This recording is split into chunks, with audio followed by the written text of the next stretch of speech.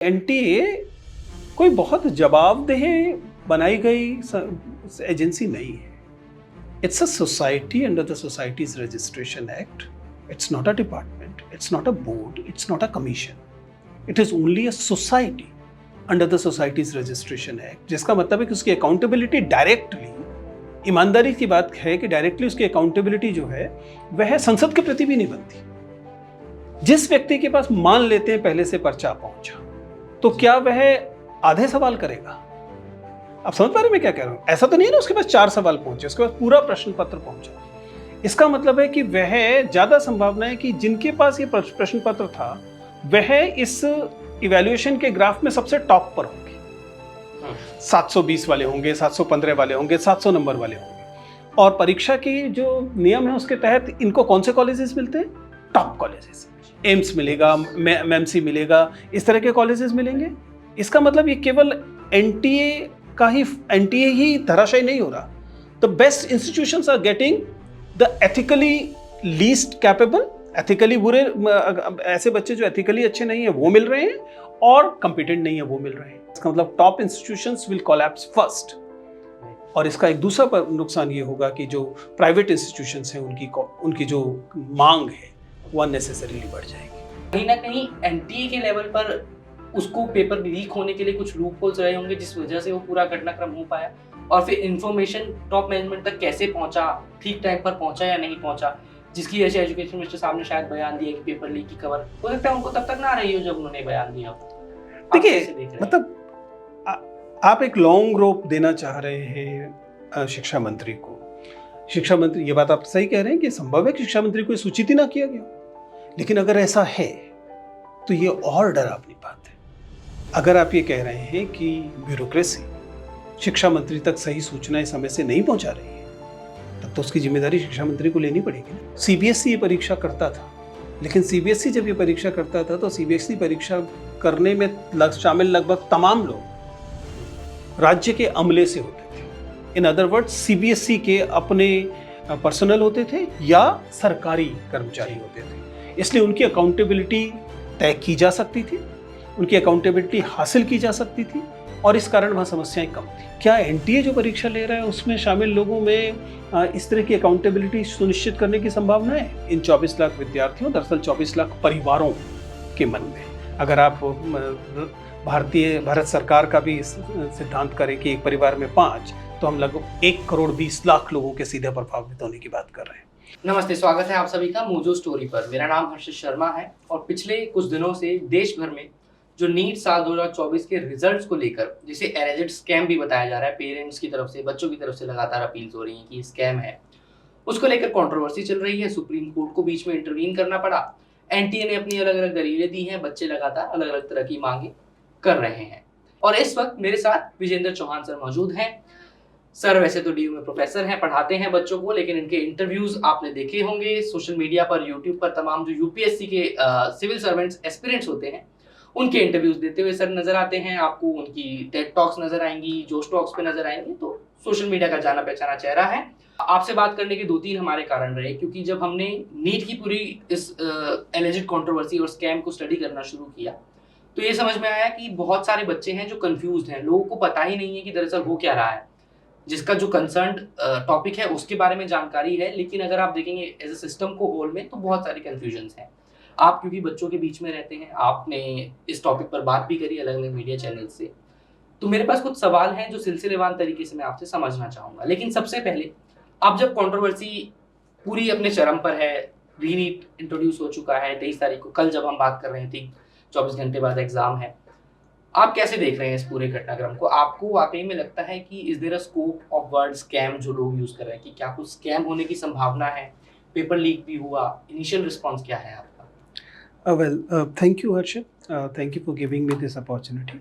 और देखिए, अगर आप इस पूरे प्रकरण को समझेंगे तो आप तो बहुत गहराई से देख रहे हैं, तो आप इसको आपको देख पाएंगे कि यह अपेक्षा करना कि यह कोई स्थानीय गड़बड़ है, ये एक लोकलाइज्ड फॉल्ट है। मेरे ख्याल से एक शिक्षक होने के नाते और परीक्षाओं को थोड़ी बहुत गहराई से देखने के नाते मुझे इस बात पे यकीन करना थोड़ा सा मुश्किल दिखाई देता है। टू एज्यूम कि आपने कहा कि 1500 लोगों का रीनीट कराया जा रहा है, इसका मतलब है कि दावा है एनटीए का कि जो भी थोड़ी बहुत गड़बड़ थी वो लोकलाइज्ड थी, जी। वह स्थानीय थी, और अब उन्होंने उसे आइसोलेट कर दिया है और उस जगह पे परीक्षा दोबारा कराने से इसमें जो गड़बड़ी थी वो दूर हो जाएगी। ये एक तो 2024 में ये हास्यास्पद बात है। 2024 मतलब जब आप कम्युनिकेशन के जिस स्तर पर पहुंच चुके हैं, आप ये मानकर चलें कि इस किस्म की गड़बड़ें स्थानीय हो सकती हैं, ये आश्चर्यजनक है। इनके स्थानीय होने की संभावनाएं लगभग ना के बराबर है, क्योंकि ये मामला केवल कुछ एक्स्ट्रा टाइम दिए जाने का बनाना गलत है। ज़्यादा बड़ी समस्या पेपर लीकेज है पहले तो, जी। और दूसरा मेरे लिए तो सबसे ज़्यादा बड़ी समस्या लोगों की इस संस्था में और इस संस्थाईकृत परीक्षा में जो आस्था है, भरोसा है, उसका टूटना है। जी। अब इर्रेस्पेक्टिव ऑफ द फैक्ट कि परीक्षा में गड़बड़ी का पैमाना क्या था, जिनका चयन हुआ है, जिनको एडमिशन मिलेगा और जो एडमिशन से वंचित रहेंगे, दोनों के मन में अब लगातार ये संदेह रहेगा, दोनों के विषय में लगातार संदेह रहेगा कि यह एक फेयर एडमिशन था या नहीं था। ये लोग जब डॉक्टर भी बनेंगे और ये बताएंगे कि 2024 के बैच के नीट के डॉक्टर्स हैं, मुझे लगता है कि ये संदेह इनके डॉक्टर बनने के बाद भी विद्यमान रहेगा। जी, वहाँ पर रहेगा। सर, आपने बात की कि लोकलाइज नहीं है ये प्रॉब्लम। मेरे पास 3-4 चीज़ें मेरे सामने आई जब हमने ब्रेक डाउन करने की कोशिश की, अगर इस पूरे कंट्रोवर्सी को मैं देखूँ। तो सबसे पहला पॉइंट जो नज़र आया सर कि 5 मई को पेपर कंडक्ट हुआ और तब तक ये इन्फॉर्मेशन थी कि 14 जून को इसका रिजल्ट एनटीए रिलीज़ करेगी, जिसमें सभी बच्चों का रिजल्ट सामने आएगा। लेकिन फिर वो रिजल्ट प्रीपोन किया गया और 4 जून को वो रिजल्ट निकाला गया।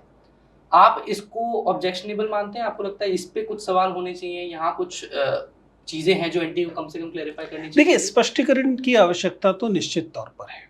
आपको इस एनटीए के व्यवहार को, इस एजेंसी के व्यवहार को समझना पड़ेगा कि अतीत में लगातार ऐसा हुआ है कि एनटीए द्वारा परिणाम की देरी की वजह से यूनिवर्सिटीज़ के एकेडमिक कैलेंडर बर्बाद हुए हैं। सीयूईटी का रिजल्ट लेट हुआ, लेट एडमिशन्स आते हैं, लेट एडमिशन आते हैं तो एडमिशन सेशन लेट शुरू होता है, इसकी वजह से परीक्षाएं लेट शुरू होती है, कैस्केडिंग इफेक्ट होता है। अब तक एनटीए हमेशा परिणामों को देर से दे रहा था, फिर अचानक ऐसा क्या हुआ कि घोषित परिणाम 4 जून को आते हैं, और 4 जून हम जानते हैं कि एक महत्वपूर्ण दिन है, क्योंकि इस दिन बहुत पूरी की पूरी मीडिया अटेंशन कहीं और होने वाली थी। तो क्या ये एक तरह का कवरिंग फायर थी? क्या ये जानबूझ के ध्यान बटाने की कोशिश थी? ये संदेह लोगों के मन में इस बात से पैदा हुआ है, और मुझे लगता है कि एनटीए को ये स्पष्टीकरण देना चाहिए कि ये संदेह क्यों पैदा हुआ है और इसका क्या उनके पास सफाई है। और दूसरा जो परिणाम है, चूँकि आप फिर से वही कि 2024 है, आपके पास डेटा एनालिसिस के शानदार औजार मौजूद हैं। उन औजारों का इस्तेमाल करके जब परिणाम के डेटा को देखते हैं तो हम देखते हैं कि डिस्ट्रीब्यूशन जो है परिणाम का, वह सिंपल बेल शेप कर्व नहीं बन रहा है, जो कि किसी भी रिजल्ट में बनना चाहिए। एकेडमिक्स में बेसिक, जिसने एक सेमेस्टर भी इवैल्यूएशन पढ़ा है, वह ये जानता है कि किसी भी परीक्षा में एक बेल कर्व बनती है और इस बात की कोई संभावना नहीं होती कि बेल कर्व के अंत में एक हाई इमारत बने, एक बड़ा ग्राफ बने, जो कि इस एग्ज़ाम में लग रहा है कि बन रहा है। जैसे कि हम देखते हैं कि 1800 के लगभग बच्चे हैं जिनके 200 से भी ज़्यादा मार्क्स हैं। ये अब सामान्यतः जस्टिफाइबल चीज़ नहीं है, लेकिन फिर भी मैं कह सकता हूँ मेरे पास सारा डेटा नहीं है, पर एनटीए के पास सारा डेटा है। उसको इसके साथ इसे शेयर करना चाहिए ताकि इसके विषय में जो संदेह है वह समाप्त हो। उसके बाद, इस परीक्षा के बाद एनटीए 2 परीक्षाएं रद्द कर चुका है जी। उसने नेट की परीक्षा रद्द की और अब सीएसआई और नेट की परीक्षा भी रद्द की। इसका मतलब उन्हें भी खुद कुछ तो मिल रहा है जिसको बिना सुधारे उन्हें पता है कि आगे परीक्षाएं नहीं दी जा सकती। जी। तो क्या आम जनता के मन में, इन 24 लाख विद्यार्थियों, दरअसल 24 लाख परिवारों के मन में, अगर आप भारत सरकार का भी सिद्धांत करें कि एक परिवार में 5, तो हम लगभग 1 करोड़ 20 लाख लोगों के सीधे प्रभावित होने की बात कर रहे हैं।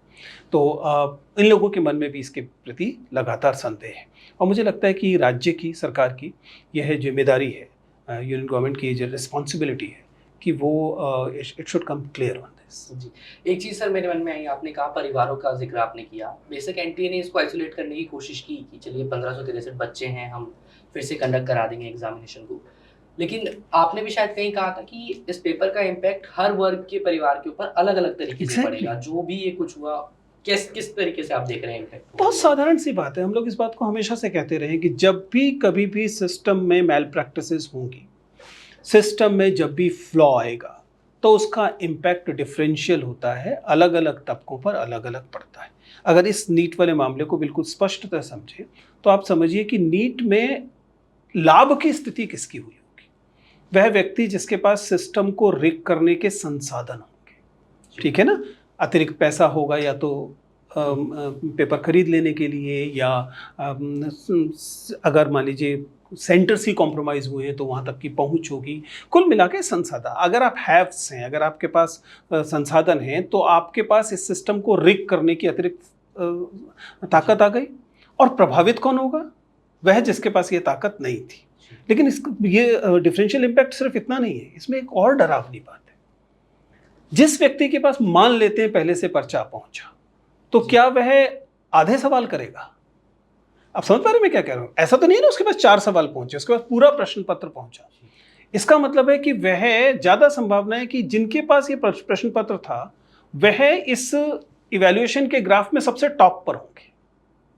720 वाले होंगे, 715 वाले होंगे, 700 नंबर वाले होंगे। और परीक्षा की जो नियम है उसके तहत इनको कौन से कॉलेजेस मिलते हैं? Top colleges.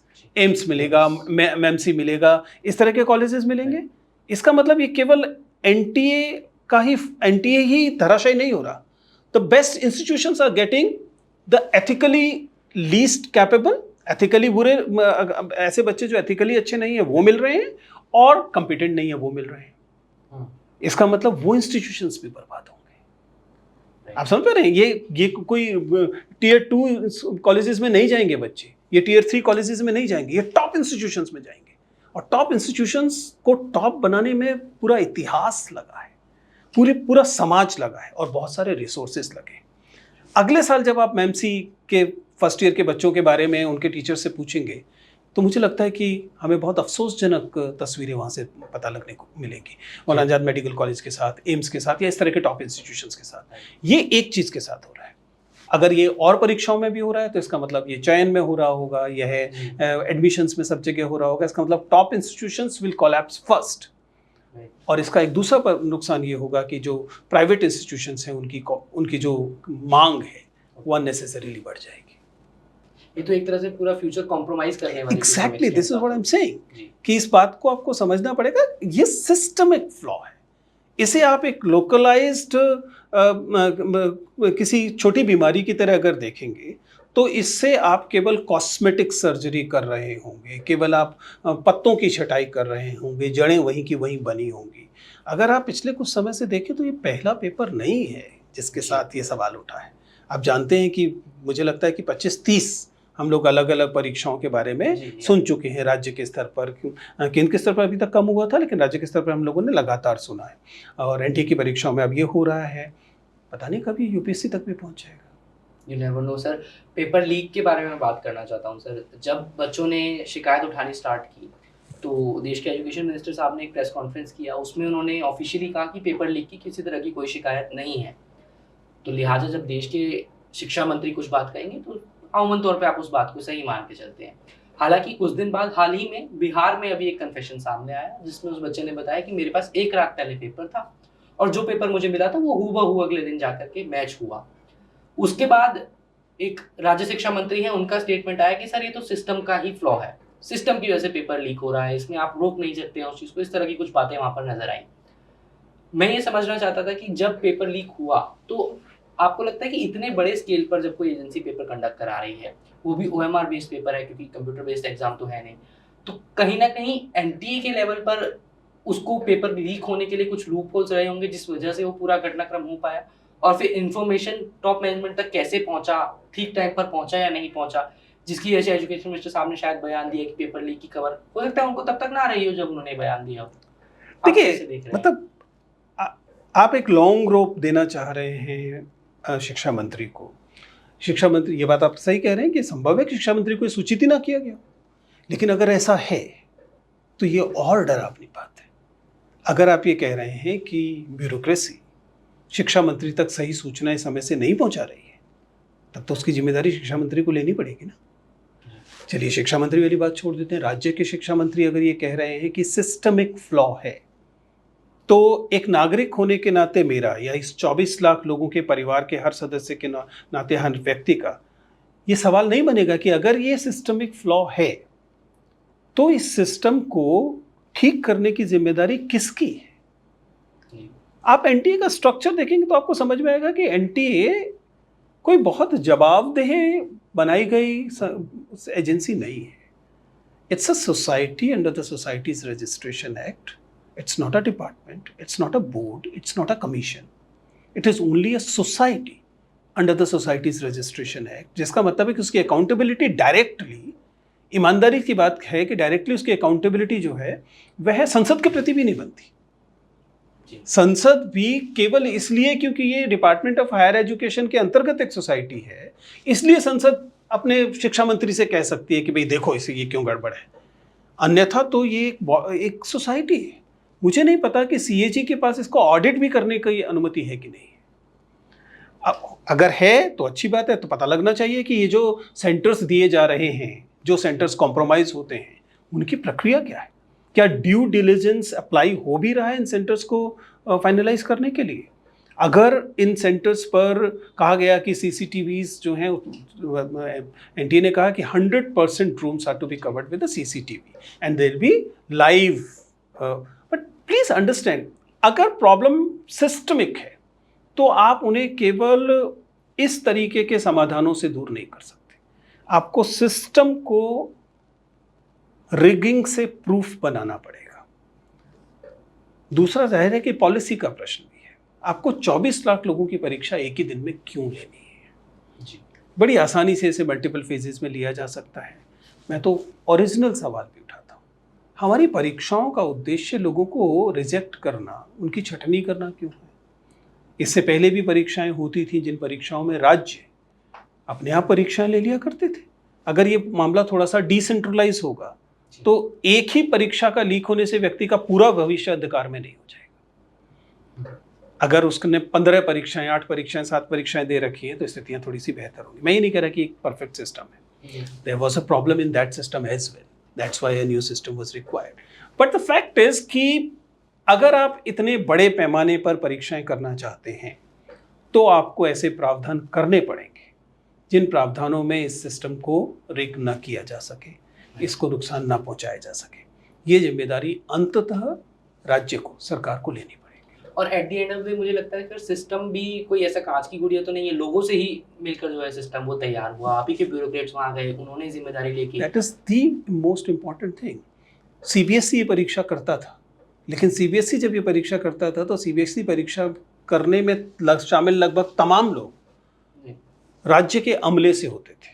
In other words, CBSE के अपने पर्सनल होते थे या सरकारी कर्मचारी होते थे, इसलिए उनकी अकाउंटेबिलिटी तय की जा सकती थी, उनकी अकाउंटेबिलिटी हासिल की जा सकती थी और इस कारण वहाँ समस्याएं कम थी। ये लगभग वैसे था जैसे कि हम इलेक्शन कमीशन का देखते हैं कि इलेक्शन कमीशन इलेक्शन करता है, पूरे देश में करता है, लगभग 80-90 करोड़ लोग वोट डालते हैं, लेकिन उसमें शामिल लगभग हर कर्मचारी, जब जो उस दौरान दरअसल इलेक्शन कमीशन के नियंत्रण में होता है, एक सरकारी कर्मचारी होता है। इसलिए फिर भी आप उम्मीद करते हैं कि एक अकाउंटेबिलिटी रहती है। उसे लगातार ये चिंता है कि अगर उसने कुछ गड़बड़ की तो नुकसान। क्या एनटीए जो परीक्षा ले रहा है उसमें शामिल लोगों में इस तरह की अकाउंटेबिलिटी सुनिश्चित करने की संभावना है? नहीं है जी, क्योंकि एनटीए का अपना अमला बहुत सीमित है। वह पूरी तरीके से निजी एजेंसीज पर, निजी स्कूलों पर, इन चीज़ों पर आश्रित है। वे लोग जो सिस्टम रिग कर रहे हैं उनके लिए कोई बहुत बड़ी कीमत नहीं है। आपने एक बार कहा तो अच्छा थोड़ी सी नकल हो गई थी, तो आप क्या करें? अच्छा ठीक है, अगली बार इस व्यक्ति को इन्विजिलेशन के लिए मत बुलाना, बात खत्म। इससे ज़्यादा कोई अकाउंटेबिलिटी आप उसे इंश्योर नहीं कर पा रहे हैं unless you are following a criminal justice वाला कोई सिस्टम आप फॉलो करें, जो कि मुझे नहीं लगता कि बड़े पैमाने पे किया जा रहा है। सो जो पर्सनल वाली बात है, लोगों की इंटीग्रिटी की बात है, मैं फिर से कहता हूँ किसी भी सिस्टम को फुल प्रूफ बनाने के लिए आप केवल व्यक्ति की व्यक्तिगत नैतिकता पर आधारित नहीं रह सकते, आपको उसके लिए प्रणालीगत व्यवस्थाएं करनी पड़ेगी। आप ये नहीं कह सकते कि ये अमुक व्यक्ति ईमानदार हो तो सिस्टम बचेगा, बेईमान हो जाए तो सिस्टम नहीं बचेगा। इस तरीके से सिस्टम काम नहीं करते जी। आपके पास फुल प्रूफ प्रणालियां होनी चाहिए, जो प्रणालियां सुनिश्चित करें कि ये व्यक्तिगत ईमानदारी या बेईमानी पर आश्रित सिस्टम नहीं। Right sir. ग्रेस मार्क की सर मैं आपसे बात करना चाहूँगा। जब एनटीए ने प्रेस कॉन्फ्रेंस किया तो उसमें बताया गया कि 6 सेंटर्स हैं पूरे देश भर में, जहाँ पर लगभग 1600 बच्चे, जो एनटीए के डीजी साहब हैं उन्होंने कहा प्रिसाइजली 1563 बच्चे थे, जिन्होंने शायद हाईकोर्ट में भी कंप्लेंट किया कि सर हमारा लॉस ऑफ टाइम हुआ और उसके लिए कंपनसेट किया जाए। तो एनटीए के मुताबिक उन सभी बच्चों को ग्रेस मार्क्स दिए गए, जिसकी वजह से एक ही सेंटर से 6 टॉपर निकल के आए। टोटल 67 स्टूडेंट्स ने रैंक 1 सिक्योर किया और पूरा कट ऑफ आपका ऊपर नीचे गया। लेकिन एनटीए ने ये फॉर्मूला नहीं बताया कि किस बच्चे को कितने ग्रेस मार्क्स दिए गए। एक जो बड़ी आम सी समझ है वो तो ये कहती है कि चलिए ग्रेस मार्क्स मिले हैं, सबके 20 मिनट खराब हुए तो शायद सबको बराबर बराबर नंबर दे दिए होंगे, लेकिन ऐसा नहीं है। एनटीए ने कहा कि हर बच्चे को नंबर अलग अलग मिले हैं। अब किस बच्चे को किस आधार पर कितने नंबर मिले हैं ये अभी तक क्लैरिफाई नहीं किया गया है। और इस पर एनटीए का ये क्लैरिफिकेशन देना कि 6 सेंटर्स में 20 मिनट का टाइम लॉस हुआ था, इसलिए सब बच्चों को ग्रेस नंबर देके उनको सेटिस्फाई करने की कोशिश की गई।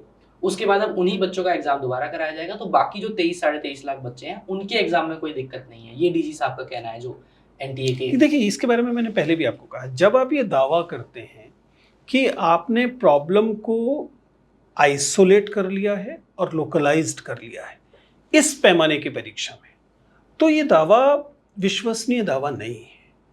और ये मामला केवल इससे हो सकता है कि एक बार को इस समस्या का समाधान मिलता हुआ दिखे कि जिन लोगों को बहुत ज़्यादा नंबर मिल गए थे अब उनके नंबर कम आ गए, लेकिन ये अपने आप तो हुआ नहीं होगा। तो ऐसे लोग जिनका केस इतना स्टार्किंग केस नहीं था, किसी को 5 नंबर, किसी को 10 नंबर कम या ज़्यादा, या जिन बच्चों का ये दावा है कि उन लोगों को जो OMR शीट में जो नंबर मिले और जो वास्तव में परिणाम में बोल रहा है वो मैच नहीं कर रहे हैं, अगर ये ऐसी स्थिति आई है तो ये कुल मिला के पूरी प्रणाली पर सवालिया निशान लगाती है। और मुझे लगता है कि जो लोग इस प्रणाली, जिन लोगों के जिम्मे ये प्रणाली है, उन्हें इसे समझना चाहिए कि नुकसान केवल कुछ विद्यार्थियों का नहीं हो रहा है। एक ही जगह भी विद्यार्थी को प्रवेश मिल जा रहा है, ये भी दुर्भाग्यपूर्ण है, लेकिन ये पर्याप्त नुकसान नहीं है। असली नुकसान दरअसल आपकी क्रेडिबिलिटी का हो रहा है। देश एक परीक्षा नहीं आयोजित कर पा रहा है, जो हाई स्टेक एग्जामिनेशन है, ये अपने आप में शर्मनाक बात है। जी सर, एक आखिरी सवाल, थोड़ा सा पॉलिटिकल इस पे लोग सवाल उठा रहे हैं। जो सेंटर है बहादुरगढ़ का हरियाणा में, जहाँ पर ये बच्चे आए, 6 बच्चे एक साथ टॉप करके निकले, इज देयर अ पॉसिबिलिटी कि सेंटर कॉम्प्रोमाइज करने की कोशिश की गई हो? क्योंकि उसी सेंटर से 6 बच्चे सामने आए, उसी सेंटर पर ऐसा भी कुछ लोगों का आरोप है कि अलग क्वेश्चन पेपर दिया गया जो बैकअप के लिए तैयार किया जाता है, वो क्वेश्चन पेपर वहाँ मिला बच्चों को। उसी सेंटर से बच्चों की ये शिकायतें हैं कि 20 मिनट वेस्ट हुए, इसलिए सबको ग्रेस मार्क्स दिए गए हैं। अब जो अपोजिशन पार्टीज हैं वो ये भी कह रही हैं कि क्योंकि उस सेंटर के जो ओनर हैं, जो अनुराधा यादव उनका नाम है, वो कहीं ना कहीं बीजेपी के किसी नेता के साथ उनके ताल्लुकात हैं, वो उनकी रिलेशन में लगती हैं। तो इज देयर अ पॉसिबिलिटी, आपको ये पॉसिबल लगता है कि इतने बड़े स्केल पर किसी सेंटर को कॉम्प्रोमाइज करने की कोशिश मैनुअली किसी ने की हो? देखिए, ये तो आप लोग पत्रकार हैं, आप लोग इस बात को, इस प्रक्रिया को पता कर सकते हैं, क्योंकि अगर कोई पर्टिकुलर सेंटर किसी पर्टिकुलर व्यक्ति को दिया जा रहा है तो मैं तो ये मानना चाहूँगा कि एनटीए के पास इसकी एक पारदर्शी और वेल सेटल्ड व्यवस्था होगी। ऐसा नहीं होगा कि व्यक्तियों के हस्तक्षेप से तय हो कि किसे सेंटर मिलना चाहिए। सेंटर की कुछ मापदंड होंगे जिनके आधार पर मिलना चाहिए, और उसकी कोई प्रक्रिया होगी, उसका कुछ गोपनीयता का स्तर होगा कि किसे सेंटर दिया जा रहा है, उसमें कौन ऑब्जर्वर होगा, उसमें कौन अन्य चेक एंड बैलेंसेस होंगे। अगर ये जाहिर है कि और इन्वेस्टिगेशन से पता लगेगा कि ये अपने ये सारे check and balances in place थे या नहीं थे, लेकिन इसे संयोग मानने में थोड़ी सी परेशानी लगती है कि ये सब एक ही सेंटर के साथ हो रहा था, और इस वजह से कम एक रेड फ्लैग तो निश्चित तौर पर है। आई एम श्योर कि जो जांच एजेंसियां हैं वो इसे गंभीरता से देखेंगे, बशर्ते जांच एजेंसियां स्वतंत्र तरीके से ये काम कर पाए। जी, एक आखिरी सवाल सर, अब बच्चों की ये मांग है कि सभी बच्चों का एक साथ पेपर दोबारा कराया जाए। क्या आपको वो एक फिजिबल ऑप्शन नजर आता है, या आप एज अ थर्ड पर्सन इस पूरे इंसिडेंट को आप कैसे देख रहे हैं? देखिए, ये पेन वर्सेस पेन वाली बात है। अगर आप नहीं कराएंगे तो बहुत सारे लोग पेन में रहेंगे, आप कराएंगे तब भी कुछ लोग पेन में रहेंगे, क्योंकि उन कई को लगेगा कि चलिए अब जैसे तैसे तो ये नंबर आए थे, और अब क्यों फिर से। पर फिर भी मुझे लगता है कि इस वर्तमान स्थिति में जो ऐसी चीज़ दिखाई दे रही है, उसमें सरकार को हाईएस्ट लेवल पर ये मानते हुए कि मसलन या तो शिक्षा मंत्री के स्तर पर या प्रधानमंत्री के स्तर पर ये फैसला लिया जाना चाहिए कि इसे एक वन टाइम एक्सेप्शन मानते हुए तुरंत पूरी परीक्षा कराई जाए, ताकि वो खोया हुआ विश्वास फिर से हासिल हो सके। It is not just an technical thing, तकनीकी तौर पे नहीं, ये देश को ये भरोसा दिलाने के लिए भी ज़रूरी है कि एट हाईएस्ट लेवल इंस्टीट्यूशंस को बचाए रखने की जिम्मेदारी ली जा रही है, क्योंकि अन्यथा हमेशा लगता रहेगा कि कुछ लोगों को बचाने के लिए छोड़ दिया गया। इसलिए भरोसा फिर से हासिल करने के लिए, हालांकि इससे भी तकलीफ होगी, ये आसान नहीं है, कुछ विद्यार्थियों को दोबारा परीक्षा देने की तकलीफ जो कि आसान नहीं होती है, और उनमें से जाहिर है कि परिणाम बदलेंगे, ये वाली तकलीफ भी है, और ये एक परेशानी भी है कि पूरे के पूरे एकेडमिक कैलेंडर इससे डिले होते हैं। लेकिन मुझे लगता है कि इसे एक आपात स्थिति मानते हुए सरकार को हस्तक्षेप करना चाहिए। जी, चलिए, बहुत शुक्रिया सर हमारे साथ बात करने के लिए। इस वीडियो को देखने के लिए आपका बहुत शुक्रिया। मोजो स्टोरी पर बहुत जल्द देखिएगा आप एक लंबी इन्वेस्टिगेटिव रिपोर्ट इस पूरे नीट के कंट्रोवर्सी के अराउंड, और मोस्ट इम्पोर्टेंटली जो स्टूडेंट्स इससे इम्पैक्ट हुए हैं, अब उनके लिए भविष्य में क्या संभावनाएं जताई जा रही हैं। कैमरा पर्सन मदन लाल के साथ मोजो स्टोरी के लिए हर्षद शर्मा।